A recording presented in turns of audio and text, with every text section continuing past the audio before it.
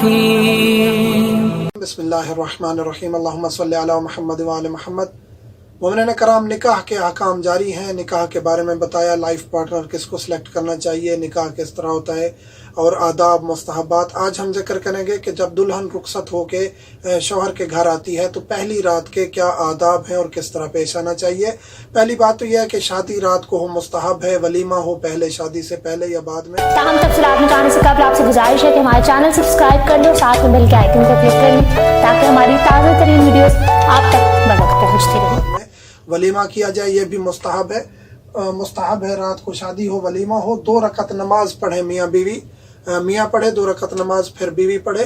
اس کی نیت یہ ہے کہ لیلت زفاف یا شادی کی رات کی 2 رکعت نماز شکرانہ خداوند کریم کرتے ہوئے 2 رکعت نماز قربتاً اللہ، اپنی زبان میں نیت کر لیں، قربتاً اللہ کہنا ضروری ہے۔ اس کے بعد آپ 2 رکعت صبح کی نماز کی طرح 2 رکعت انجام دیں، اور اس کے بعد یہ ہے کہ شوہر اپنی بیوی کی پیشانی پر ہاتھ رکھے، اس جگہ کو آہستہ سے پکڑے اور قبلہ کی طرف رخ کر کے دعا پڑھے۔ پیشانی، بیوی کی پیشانی، یہ سامنے والا جو سر کا حصہ ہے، اس کو نرمی سے پکڑ کے دعا پڑھنی ہے۔ یہ دعا جو 2 رکعت نماز پڑھ کے پڑھنی ہے، اور یہ جو دعا ہے اللہم علی کتابک تزوجتھا، یہ دونوں دعائیں انشاءاللہ ڈسکرپشن میں ترتیب کے ساتھ تفصیل کے ساتھ ڈال دیں گے، اور پہلے کمنٹ میں بھی انشاءاللہ ڈال دیں گے کہ یہ دعائیں کس طرح پڑھنی ہے اور یہ دعائیں کون سی ہیں۔ انشاءاللہ آخر تک یہ دعا پڑھنی ہے، یہ ہم ڈال دیں گے۔ اولاد نرینہ کے بارے میں دعا کرنی ہے، بیوی کے پاؤں دھلانے ہیں۔ یہ بعض لوگ جو ہیں وہ اپنی انا کا مسئلہ بنا لیتے ہیں اور کہتے ہیں کہ ایسا کیوں ہے، یہ شریعت ہے، حدیث نبوی ہے، حدیث رسول ہے، فرمان اہل بیت ہے۔ اس کا فائدہ پھر آگے رسول نے بتایا، وہ فائدہ اگر ہمارے اذہان میں ہوگا تو پھر ہمیں یہاں یہ عمل کرنا پڑ جائے گا۔ اس کے فائدے کتنے ہیں؟ بیوی کے پاؤں دھلانے ہیں، یعنی اس کے جوتے اتارنے ہیں، بیوی کے جو اس نے پہنے ہوئے ہیں دلہن کے، وہ اتار کے شوہر نے کیا کرنا ہے، پاؤں دھلانے ہیں کسی برتن میں۔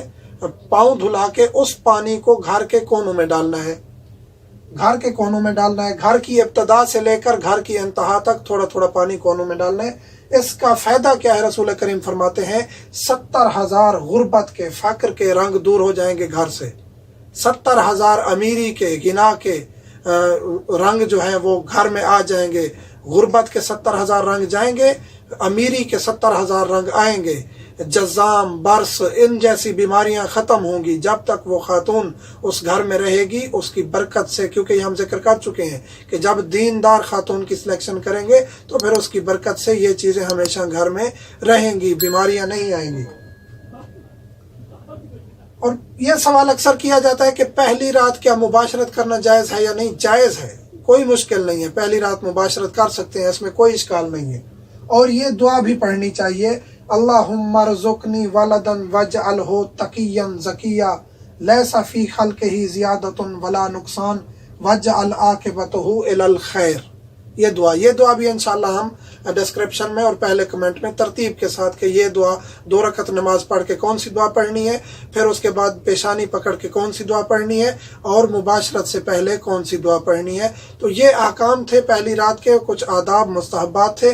انشاءاللہ اگلی ویڈیو میں ہم ذکر کریں گے کہ مباشرت کے آداب کیا ہیں، مباشرت کے مستحبات کیا ہیں، مکروہات کیا ہیں، محرمات کیا ہیں، وہ انشاءاللہ ہم ذکر کریں گے۔ مومنین سے ملتمس ہے ہمیں دعاؤں میں یاد رکھا کریں۔ یہ مسائل بتانا اس لیے ضروری ہے کہ ان کے اثرات ہوتے ہیں، وضعی، روحانی، طبی، ہر قسم کے اثرات ہوتے ہیں، اور ہر چیز اللہ کے رسول نے ہمیں بتا دی ہے، تعلیم کر دی ہے، اہل بیت نے، قرآن نے ہر چیز ہمیں بتا دی ہے۔ اس لیے مومن کو ہر چیز کا پتہ ہونا چاہیے۔ الحمدللہ۔